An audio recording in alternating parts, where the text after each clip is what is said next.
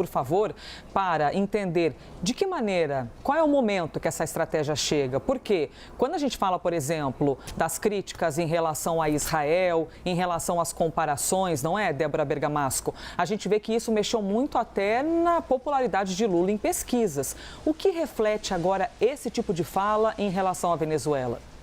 Pois é, Elisa, Lula está sendo cobrado a se posicionar entre o que está acontecendo na Venezuela, porque é muito grave e Lula se coloca como um líder regional, um líder sul-global e, emite opiniões sobre a guerra na Ucrânia, sobre a guerra em Israel. Agora, sobre aqui o que acontece no nosso quintal, vai ser benevolente? Mas, mesmo assim, eu quero fazer uma análise aqui, destacando que essa troca de notas foi dada no nível da chancelaria. Então, a diplomacia do Brasil divulga essa nota e a diplomacia da Venezuela responde essa nota. Então, está num nível mais baixo. E o que a gente vê? Os presidentes estão como? Por mais que, claro, tenha sido combinado com o presidente Lula e certamente não foi sem a combinação também com o presidente da Venezuela, Nicolás Maduro, os dois líderes dos países não trocaram acusações, nem suspeitas, nem críticas. Por quê? Porque o presidente Lula é um dos únicos aqui na América do Sul, enfim, é um dos únicos líderes que estende o tapete vermelho para Nicolás Maduro, que condena as sanções diretamente, abertamente as sanções dos Estados Unidos contra o país. Então, é um aliado importante. É por isso que esse diálogo e esse posicionamento está no nível da diplomacia e não dos próprios líderes. Por quê? Porque Lula não quer, e nem Maduro, eles não querem perder essa ponte, essa boa relação pública que eles têm. Então, você vê que é um jogo um pouco duplo no sentido, olha, o governo brasileiro, em nenhum momento a nota fala o presidente Lula ou o próprio presidente Lula também não vai a público, não colocou nas redes sociais, enfim, pelo menos por enquanto, ainda está mantendo, se mantendo mais reservado em relação a isso. Todo mundo entende, na diplomacia, que a gente está falando dos governos, mas ele, a pessoa, a figura de um líder e de outro líder, elas não estão trocando críticas, e isso é muito significativo. Significa que Lula o governo brasileiro faz um movimento, porque é flagrante o que está acontecendo na Venezuela e aqui dentro do Brasil. Qual é o discurso? Qual foi o discurso da Frente Ampla que elegeu Lula? Foi a manutenção, a defesa da democracia. Foi assim que ele foi eleito. Por quê? Porque dizia que, olha, se Bolsonaro ganhar, a democracia pode estar comprometida. Esse discurso vale? A democracia é um conceito relativo, como você trouxe. Então, isso é muito importante de ficar destacado. Lula, pessoalmente, por enquanto, ele e Maduro estão mantendo aí as relações publicamente. Então, assim, ver se o governo brasileiro, dependendo do que acontecer, e da falta de comprometimento com o Acordo de Barbados, que previa que a Venezuela assinou, se comprometeu com eleições limpas, transparentes, com lisura. Enfim, ver qual vai ser o posicionamento do presidente Lula e não só da diplomacia brasileira. Pois é, e é muito curioso, eu quero ouvir Pedro também, por favor, que os venezuelanos digam assim que essa nota brasileira foi ditada pelos Estados Unidos, Assim, a maneira como eles inicialmente se posicionaram. Pedro Duran, não esconda o que tu sabes, meu querido. Queremos ouvir aqui o que você ficou sabendo. Pode ter alguma ligação mesmo com essa tentativa de dar uma amenizada nessas declarações que foram consideradas por alguns umas escorregadas de Lula, de repente refletir nessa aprovação dos eleitores, ou a tua análise vai por outro caminho? Elisa, pode ser a preparação para um cavalo de pau, mas ainda não é o cavalo de pau.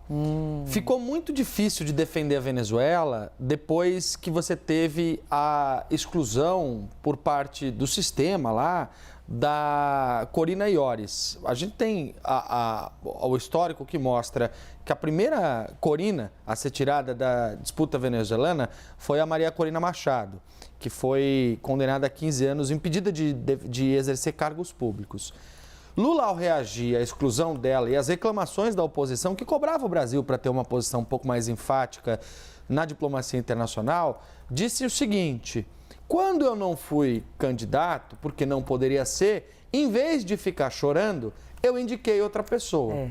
O que foi até visto naquela época como um comentário machista por parte do presidente, já que se tratava de uma mulher venezuelana pleiteando a presidência do país.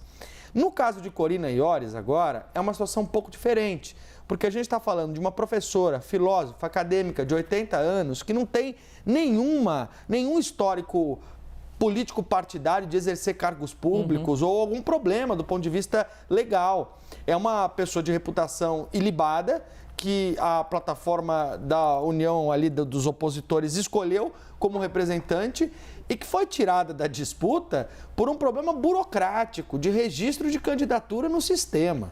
Alguém que já se sabia que seria escolhida pela oposição para poder disputar a eleição. E aí, de fato, você tem ali outros 9 candidatos oponentes de Maduro que devem disputar essa eleição no dia 28 de julho. No entanto, a própria oposição diz, espera lá, mas tem gente aí que nem sequer é candidato de verdade. Foi colocado ali como uma espécie de laranja só para fazer volume, para dar um roupejo de uma eleição democrática, o que não é, segundo a oposição. Então o Brasil ficou insustentável defender a situação da Venezuela, o Brasil prepara eventualmente um cavalo de pau, mas sem, como a Débora disse, entrar num embate direto das personalidades Luiz Inácio Lula da Silva e Nicolás Maduro. Por enquanto no nível da chancelaria, mas já é uma demonstração até para o mundo de que o Brasil não compactua com o que está acontecendo e ficou feio demais na Venezuela, Elisa. E se tem uma coisa que as oposições, né, se retroalimentam, são esses assuntos mais azedos, né, minha gente? Não tem jeito. É uma oportunidade de Lula com o Nicolás Maduro, que a oposição já pega, já coloca na rede, tem o direito de fazê-lo, né, Américo Martins, porque é uma postura da oposição e também por causa de tantas adversidades. A própria ONU dizendo, olha, tem que prestar atenção no que acontece na Venezuela. Nós temos aqui informações de crimes contra a humanidade. Por favor, vejamos o que tem aí. E, de repente, quando Lula fala que essa noção de democracia é algo que varia de acordo com o lugar, isso pegou muito mal. Enfim, Pedro nos traz, Américo, que seria uma mudança de início, assim, um início, aliás, de mudança de movimento de postura. Você avalia assim também?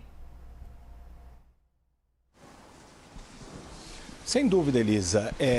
O Itamaraty e o presidente Lula, obviamente, consideraram que era indefensável a posição do Maduro neste momento, especificamente com relação a Corina Yoris. E, de fato, é um completo absurdo. Mas o Maduro está fazendo muito mais do que isso. O Maduro continua tendo presos políticos, continua ali assediando barbaramente a oposição, não permite que a oposição participe de fato do pleito. Essas eleições não serão justas, não serão livres, infelizmente. E o Itamaraty vai ter que subir muito o tom se quiser continuar mantendo a respeitabilidade do Brasil na América do Sul. Porque o Brasil, na América do Sul, de fato, tem um grande poder de fala, tem um grande poder de persuasão. O Brasil é a maior economia, é o maior país da região. Precisa, inclusive, é muito ruim para o Brasil que tenha uma ditadura tão escancarada como é a ditadura venezuelana na sua fronteira sem se manifestar.